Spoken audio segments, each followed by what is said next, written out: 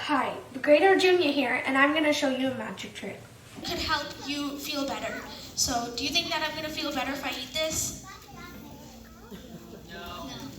Okay, well, let's see.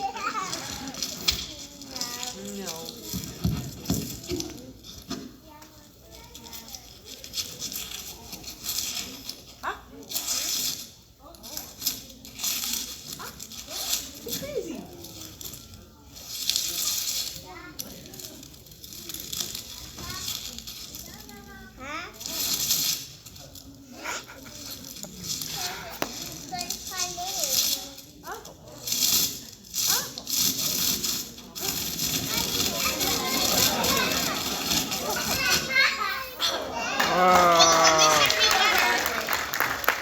Thanks for helping.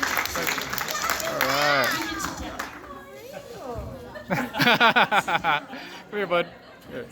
Ladies and gentlemen, welcome to another edition of the Acie Talks podcast, and today I got something really cool for you guys. A couple of months ago, my son Jackson and I attended an event, a charity event on Father's Day for the Children's Wish Foundation. It was an event full of superheroes, princesses, and even a little bit of magic. We were wowed and entertained by a young magician by the name of the Great Arjunia. Jackson even got a chance to go on stage and do a trick with him. What I was amazed by was the stage presence and the confidence that this young man had at such an early age. I was able to check out his Facebook page online, and I saw that he's quite the busy working magician. I thought to myself, what a wonderful guest he would be on my show. And today, I invite him here, Arjun, the Great Arjunia, and his father, Harry, to join me on my show. Welcome, guys. Thank you. Thank you very much. Now, as you said, my stage name is the Great Arjunia. My real name is Arjun. I'm a 13-year-old student, and I'm in grade 8. I have a sister, and some of my interests are jiu-jitsu, which I'm a blue belt in. I like to travel a lot. I like to golf, and I like to go ATVing. Oh, that's cool. Well, let's talk about school for a second. What are some of your favorite subjects in school?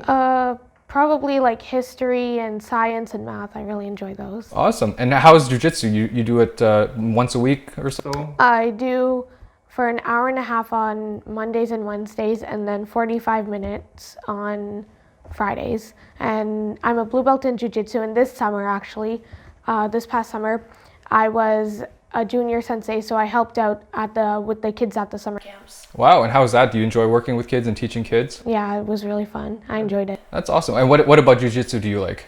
I don't know. Probably I enjoy. They teach you like a lot of leadership skills, so I think the leadership part is really fun, and then also just training because it's like a lot of martial arts. That's really fun. That's cool. So, I mean, you're a magician now. So tell me, when did you get into magic? And tell me about how you got into magic. Okay, I got into magic when I was 3 years old because my aunt actually gave me my first magic kit for Christmas. So after I got that magic kit, I just loved it. So I kept playing and playing around, and I got my dad involved too. Then when I was 5 years old, I had my first show for my little cousin. And I kept doing shows for friends and family ever since. And then last October, my dad asked me if I'd like to post ads on Kijiji and make a Facebook account. And I didn't think I would be able to do it. I thought it was like completely crazy for a 12-year-old kid to do that. But then he convinced me. He was like, well, we should try it out. So then I said, why not? And yeah, that's what really started me off into magic. Cool. And Harry, what do you remember during this time when he first got that magic kit? Was it from your sister, I suppose? Or? It was from my wife's sister. Okay, cool. Yeah. So he was 3 years old and he was playing with it. It was some pretty simple stuff, but the thing I noticed was that it actually fooled people. Like, so when he did a couple of things on me, it fooled me. I didn't know how he did it. And then he started getting good reactions from other relatives and whatnot. And then, when he was 5 years old, his other aunt asked him to come and do a show at her kid's first birthday party, at his cousin's first birthday party.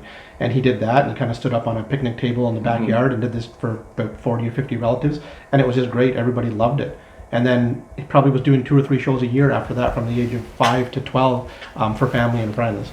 Wow. And he just kept buying them more props and gimmicks and things, and kept practicing, and eventually it turned into a bit of a commercial thing that he has going on now. He's doing 6 to 8 shows a month. That's incredible. Do you remember when you first got that magic kit and playing with it? And I don't think I really have that many memories from that magic kit, but I remember the birthday party. Yeah, okay. Yeah. Awesome. How did that feel? How did the getting up there and performing in front of your family and friends, how did that feel? I remember I felt really excited that I got to perform for everyone. And I remember when I would pick my cousins to help me with the tricks, I'd pretend like I was some like big celebrity and I didn't know who they were. I was like, you, girl in the green shirt, would you like to come up here? That's awesome, because I mean, like, at our ages, your father and I's age, when we talk to people about public speaking and getting in front of crowds and presenting or even doing a performance like yourself, it scares the pants off of people.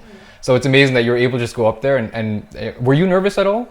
I don't think so. I was really like extroverted as a little kid, so. Cool, that's awesome. Yeah. That's awesome. So instead of feeling nervousness, you actually felt excitement, and that's amazing. So we actually have clips from that birthday party, that performance. So let's relive the magic for a second. Let's take a look. Me. Him. You!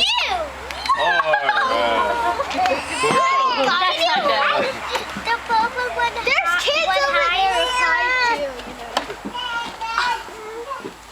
Hold them up high. The green. See, the green one's bigger. Hey. And now, abracadabra. Hit the purple one lower. Oh. And the green one's shorter. Oh. And to make them the same size again, abracadabra. Look, they're the same weight. Wow. Good job. Can't clap for one then. And now it turned into green.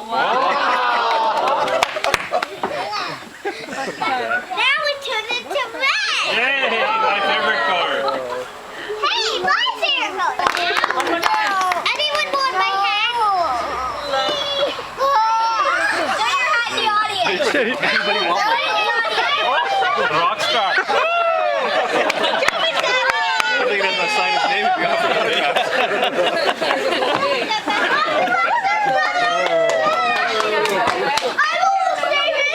You get any t-shirts to sell? Anybody want it? I mean, right away you can tell, and I mentioned it in my intro about the stage presence, right? And that's something that I noticed because I MC weddings, I get in front of crowds, and I try to pump them up. There's lines that we can say in practice, and then there's people that can teach you stuff. But then there's an element to performing that, as your dad said, cannot be taught. Yeah. And it's clear that it's natural within you. And that's amazing. So did you get it from you? Did you get it from your wife? Where do you think this came from? I really don't know. I think it's an innate sort of quality. I mean, I do make presentations in my function as my work, but I wouldn't say it came naturally to me. I didn't have that natural charisma on the stage the way he does. Yeah. Something else that's very interesting is that there are times when a trick doesn't go the way it's supposed to go. Of course. There are times when the child doesn't, or sometimes it's an adult and they don't cooperate or whatever, right? Mm-hmm. He's been in some sticky situations. There was one time where there was a fellow who had a disability that he wouldn't have known of before he brought him up on stage, and he wasn't able to understand the instructions. And the thing is, he just went with the trick, and he helped the individual along, and the illusion was pulled off, and everybody clapped, and the person felt great going off the stage.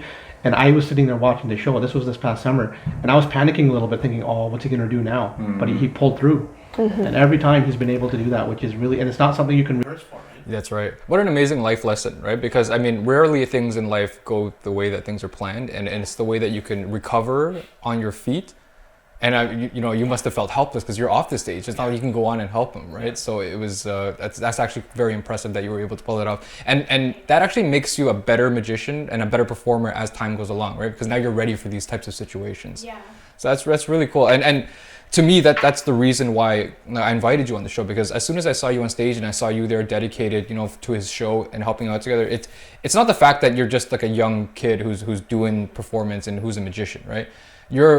It seems to me like you're like a young entrepreneur, like a young businessman who's working on himself, becoming better and just growing and growing, right? And because to me, that's a recipe of success, not even just for people who are young, but people at any age who want to turn their life around and do something with their life. So Harry, we'll talk now about, when you noticed and what were the signs that he was interested in magic and that this could have maybe turned into something. How did you encourage him, and how did you nurture this passion? Okay. Well, the signs, I think, you saw the videos from a very, very young age, so I think the signs were there, definitely. There is a little bit of vicarious living going on here. I wouldn't be honest if I didn't say that. So I've always kind of, I wouldn't say I had an interest in magic exactly, but when I saw that he had this propensity, I just kind of thought it was cool. you know, a lot of parents have put their kids in hockey or, you know, and he's in jiu-jitsu, so he's in a structured activity as well. But I just find, you know, that wasn't, I wanted something more because that's very structured, right? You drop your kid off, you pick him up, somebody else does all the work. With this, you know, he's creating something out of nothing, basically. The branding, the image of the you know, the Great Arjunia, the logo, the banners, all that stuff, and there's no formula, right? So I think that's pretty cool. Now I kind of lost track of what the question was. Oh, it's just really just how did you continue to encourage him sometimes and grow his passion? Because I mean, nowadays kids get bored so fast with so many things, right? So how do you keep him on track? So part of it is just giving him the opportunity. So I can tell, like, when he pulls off an illusion and the people's reactions, right? And I can just tell the satisfying feeling because I know, like, you know, I dabble a bit, and when I do an illusion on somebody and it turns out really great and they're totally astonished, it's a great feeling. And you know, one thing, he performed at my work a little while ago for a charity event, and one of the things he said to all the people there was, you know, you're at a magic show right now. You're not at work, so I'm here to help you forget your problems, and just for 30 minutes, you're gonna all feel like kids again. And I think that is something that really motivates him. He'd be able to tell you better, but that's certainly what he's expressed to me, and I see it, and that's what keeps you coming back. It's almost like they said, you know, I don't know if it's the dopamine hit that you get or whatever by seeing those reactions from the crowd, but that's really what it's all about, I think. Talk to me about that. So how does it feel when you're up there on stage and people are clapping and going crazy for you, and like how do you feel right before you get on stage? Do you have a little bit of the butterflies? Describe the feeling you get. Before I get on stage, I don't usually really get that nervous because I've been doing it a lot. But before I get on stage, I'm usually more excited. I'm like, oh, like if there's not that many people, say usually if I'm at a farmer's market, it usually starts out with just like 10 or 12 people, and then like more will come in and it'll end off with like 30 or 40 people. Then I'll say like, oh, there's a small crowd, but don't worry, I know it's gonna get bigger. I just do my show and it's gonna get better. Or like, I don't know, I just feel really excited and I'm like, okay, I'm gonna make this the best show that I've ever had. I remember you were telling me on the phone when we were speaking yesterday about what you told him about crowds and the size of crowds. Sure. So something that, and we discuss it a lot, and usually when I'm sort of prepping them as we're going to a show, he might be performing in front of 5 kids at a birthday party, or he might be at a school performing in front of 200 people. So that's the range of the shows. And naturally the adrenaline flows more. I can tell it, I can see it in him that the excitement is there and that just that extra, but what I really try to drive home is you put the same performance on every time. You have the same enthusiasm, you bring your best props. He's done shows in front of 4 kids and the full backdrop, the 8 foot by 8 foot backdrop, which is heavy and is hard to carry into the place, the full PA system and the microphone and the wireless mic, all that stuff. I'm a big fan of the rock band Kiss, and they've always said production value. It was always like we were playing Madison Square Garden. So we were playing in front of 10 people in some dive bar in 1973. In our minds, we were in Madison Square Garden, and that's the caliber of show we were going to give. And I say that to him all the time. So, and I think it sunk in because now I'm seeing that, every show has that maximum sort of enthusiasm. And, unless the ceiling is less than 8 feet tall, we bring the full production to every show. That's so cool. Now, really inspiring motivational stuff from your dad. Has that sunk in with you? Do you listen to Kiss? Have you seen them perform? Yeah, I've actually been to one of their concerts. Really? I think awesome. I was like 7 years old. My dad took me. Nice. He makes me listen to their music a lot too. But what he tells me, it does really stick with me. Like he tells me this stuff before every show. Then I try to focus on it and really make myself think. Like, I got to put on the best show ever. For sure. Yeah. Now, now you see performers on stage doing music or even like actors sometimes. Do you get inspiration from people who are outside of magic too? Even the sports, like, professional sports, having to be able to perform in, tens of thousands of people. I haven't really thought about that. No, I don't think I've ever thought about getting inspiration from someone that's like out of magic. Interesting. I had, because when I'm seeing weddings, right? So it's hard to see people on YouTube or people just out there and on TV doing that same thing. So I have to draw my inspiration from things like that. I need to draw my inspiration from sports stars before they go out there for like a game 7 of a playoffs, right? What's the mindset that they're in? Everyone's watching them. Of course, they could fail, but they want to succeed. They want to win the championship. They want to win, right? So that's to me, that's what I found has helped, and maybe it helps you. for sure one day. Let's backtrack a little bit. Let's talk about the business side of things, right? Because you were telling me about the backdrops, the PA systems, all this stuff. Obviously, is your purview. You're managing pretty much every aspect of his business for him. So tell me what it was like to grow that business, to have to invest in all that business, and what's it like having to, be kind of like the stagehand and do all the heavy lifting in the business. Yeah. So that's a very good question, and it's actually kind of interesting because we're not always on the same page. Either the two of us, or even within the family. Of course, there's his mom has some influence in the decision-making process as well. I think he's coming around, but they tend to think that I go a little bit overboard. So it's like, okay, well, we've seen other magicians perform, and they don't have this giant 8-foot by 8-foot backdrop. And do you really need to take the full PA system to this little party where there's going to be 6 people? It does cost a lot of money. There's no question. All that stuff is custom made, but I always looked at it as it's a one-time investment. So that backdrop, if we take care of it, it's going to last a long, long time. So and I'm sure, I know for sure he's already made back that investment and many times over, because those pictures on social media look that much better. The referrals you get from people are that much better, because they're not just saying, hey, we had a kid magician and he's pretty cool, check him out. They're saying, wow, you wouldn't believe what we saw. They turned our living room into a full-on sound stage, right? Yeah. So I think it's worth the investment for sure. How long does it take to set up the entire rig? We're really good at it now. We're really good. Mm-hmm. Yeah, we can show up 15-20 minutes before a show. Usually I'll start putting all the equipment up and setting up the sound and the mics and all that, and he will work on taking his suitcase table and organizing all the tricks and getting them just ready to perform. So you guys are on the same page and synced. That's amazing, because I have to set up a lot of stuff for my gear for my weddings too, and it takes a lot longer than 15-20 minutes. I typically have to show up about 90 minutes to about 2 hours ahead of time. So, we were talking about inspirations before outside of magic. Let's talk about some inspirations within magic now. So what are some of your favorite magicians? When did you start watching some of these magicians on TV? And I think you guys have a trip coming up that you guys are going to take together, which is really special. So I'd like to hear a little bit more about that too. Mm-hmm. Well, my 2 big magicians that I like are Penn and Teller and David Blaine. Oh, wow. David Blaine, I like to watch all of a lot of his YouTube videos, like his street magic and stuff. Yeah. But I really enjoy Penn and Teller more, and they have the show. I don't know if you've heard of it on Netflix, Penn and Teller Fool Us. Mm-hmm. Yeah, me and my dad watched that, and I find that they're really good at having the magic, and they put on really good tricks. But something they also do that's really cool is they incorporate a lot of comedy and a lot of storytelling, which I aspire to have that, do that in my shows. And during the holidays, me and my dad were going to a trip to Vegas to see Penn and Teller and some other local magicians, and to really get some inspiration from them. That's cool. And where did that idea come from, Harry, to take him down to Vegas and to see some of his idols?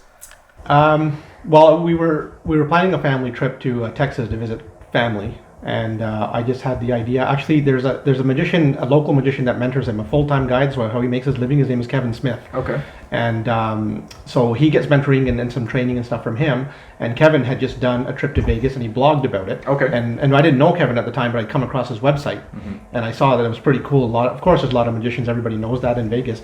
And then I just thought, Vegas usually is an adult-oriented kind of thing. But if there's all these magicians and mentalists and stuff down there, it'd be really cool for us to go down there and check it out and get some ideas and see what could be added to the show, and just to get inspiration. So that's kind of where that idea was born. And so my wife and daughter are going to be going to Texas, and we're going to be going to Vegas just after Christmas.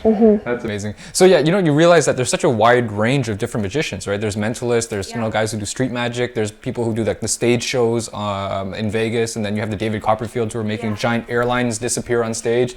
So what kind of style would you say your magic is, and what kind of style do you want to be one day?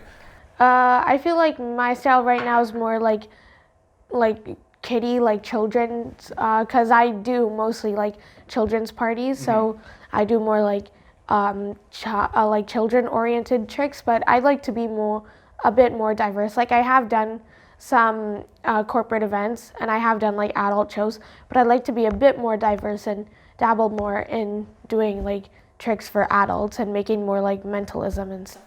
Cool. And I guess you're working on that slowly in order to build your skills eventually to get to that point. Yeah. He does do some mentalism tricks. Yeah. What we've done is in the children's shows, a little bit of a change of philosophy lately, because he was doing a lot of the children's illusions, which are very visual, and they don't have to have like the great cognitive skills to be able to figure out what's going on. We learned early on that you don't do a card trick on a 4-year-old because they don't know what a 3 of spades is, right? Don't forget. All that stuff kind of got sorted out, but there were still some mentalism tricks that he was doing, and the thinking behind it was, well, there's a bunch of parents there as well, and it would be great to do something that would really resonate well with them. And over time, we kind of learned that even the tricks that are for the 4 and 5-year-olds, the adults don't figure them out. They are engaged, they think it's great, and at the end of the day, everyone's there for the kids. It's that child's birthday, and it's a bunch of kids there, so it's kind of a waste to do a trick that's just for the adults, just to show that you can do it. True, yeah. And it's just evolving to your audience as well, right? Catering to your audience, and eventually as you get away and as you get older yourself, your audience will also grow too. In age and also in size. So that's your inspiration for your magic career. Talk to me about your life. What about the inspirations for your goals and dreams outside of magic? Well, outside of magic, right now what I want to do is go to university and get into medical school and become a pediatrician and open some clinics. And I think that magic and being a pediatrician are actually kind of similar because you have to deal with kids and be good with kids. And I could even sometimes show my clients some magic tricks too. But if I did ever have the opportunity to really go big and like perform in Vegas or something like that, I would take it and I'd go to Vegas and become a performer. And but I don't think I want to stop doing magic. Even if I get a different job, I'd still want to do it on the side. And that shows such great hardworking values. The fact that you have these big dreams, but you also want to continue doing what you love and what you have passion for on the side. Because most people choose one or the other, right? And most people tend to choose the safe job, especially here where we live in Ottawa. Right? It's a government town. People like to take that government job and kind of just get comfortable. And there's nothing wrong with that too. But I believe, because I actually work in the government myself too, but I like to do things like this on the side, and I do my weddings on the side and stuff, just because it keeps the creative juices going and the passion going a little bit. But it was very interesting to me that you noted that you wanted to become a pediatrician. Not only that, but also to open many clinics and scale and have that big thinking, which is kind of what your dad has, like getting you started in magic. So I can kind of see where that comes from. Plus hardworking values. So that's excellent. Thank you for sharing that. Obviously, to get where you need to go to university, to go to med school, it's going to require so much work, right? Not even just then, but now too. Focusing on school, getting amazing grades so you can get into a good medical school, and on top of that, also growing your side business and your own hobbies and jiu-jitsu and other things that you're into too.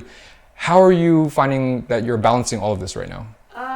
Right now, I don't think it's going too badly because I usually make time I always have time to do my jiu-jitsu. I always make time for the classes. And I don't really have that much homework or schoolwork that I need to do because I usually finish in class.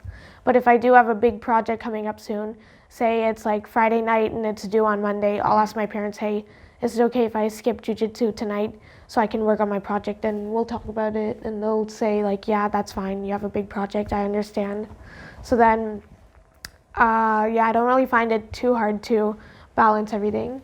How do you find it, Harry, having to, I guess, not even just manage really his career in magic, but, manage his schoolwork and his extracurricular activities? How are you finding this as a parent? Yeah, I mean, it can certainly be a challenge, right? Having a busy job of my own and a busy life in my own right, and having 2 children, and so and then all of his activities, and then all of this stuff that really there's no limit, right? We could spend as much time as we want on this and get carried away with it. Some might say that we already are, but I don't think that we are. So there's a couple of things that we sort of keep in mind. One is just scheduling. So we have a family calendar that we live by. So so this meeting today to come here and meet you was put in the family calendar with an invite to my daughter, my wife, and for him, so we all know. So we can all have a view of the next, month or however long to see who's going where. That helps a lot, just being organized, proactive that way. Schoolwork is basically a non-negotiable. Like his grades have to stay up. There's just no question. And if we see any evidence of that starting to slip, we would have some discussions about, okay, what has to go. But I really think that if you plan well, don't get us wrong. He's a normal kid. He spends his fair amount of time on his gadgets and TikTok and some of the other things that you talked about before. So, and we actually were having that conversation on the way here. that if we need more time, the time should come out of those activities that don't really add value versus out of all this cool stuff like martial arts, which is getting him in shape and teaching him discipline and leadership, the magic and school. That's amazing. I mean, I really commend your dedication as a father. I mean, as a father myself, like I could, even speaking to you the first time and, you know, seeing how involved you were even in the process of planning this interview, it really connected with me.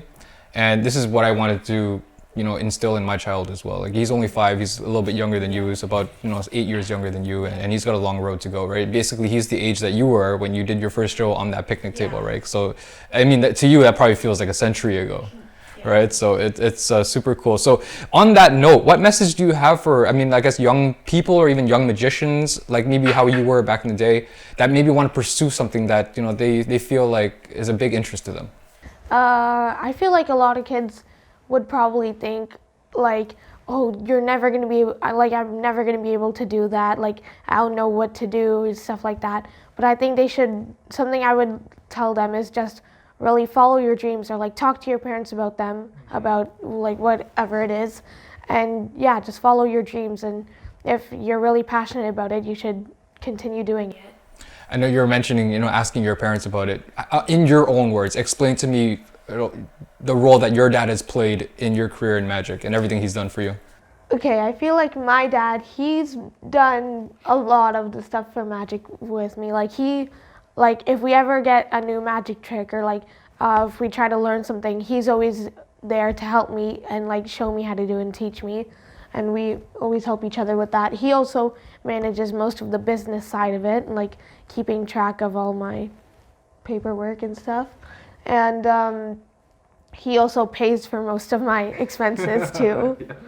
Yeah, I always joke with people and say he has the best business model out there. Yeah, He gets all exactly. the expenses and he gets all the revenue. That's right. Yeah. So, for now. Yeah, and I mean, it must have brought you guys so much closer together too, right? Working together, traveling the road together, you know, going to Vegas together soon. Like, talk to me how that's been, the bonding between you guys.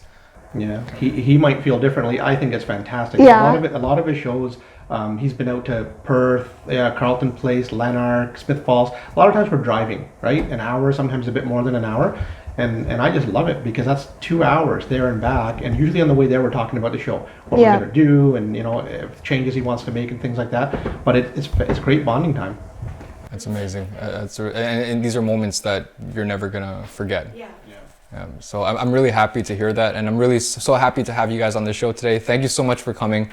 So guys, thank you again so much for joining me today. Here's your chance to plug what you guys need to plug. Tell me about your websites. Yeah, you can check our website at the Great Arjunia, and check us out on Facebook at the Great Arjunia too. And please leave a like and a review there. Awesome. Thanks again so much, guys. Yeah. What a pleasure meeting you guys. All right, thank you very much. Yeah. Take care, guys. Please like, share, and subscribe for more, and we'll see you guys next time with more content. Here I have a deck of cards, but before I do anything, I just want you to tell me any card in the deck. But how about we say no face cards, because that's really obvious. Everyone picks. So I have to tell you Yeah, so just 6 of clubs. Okay, 6 of clubs. Now I'm just gonna snap on the count of 3. 1, 2, 3. Now can I have you blow on the deck? Okay. Now if we open the deck and we take a look, we have all the cards here. Yep. And I think maybe if we look, there could be one card that's flipped over. Oh. And I think this might be your card. Oh, wow. And it was. And it's the 6 of clubs. Amazing. Coach Acie here. Got some ideas for content? Hit me up in the comments below. Otherwise, yo! Thanks for watching my video. It really means a lot to me. Why don't you check out some of the other ones too? While you're at it, why don't you show me some love by subscribing to the channel? I put out videos every week.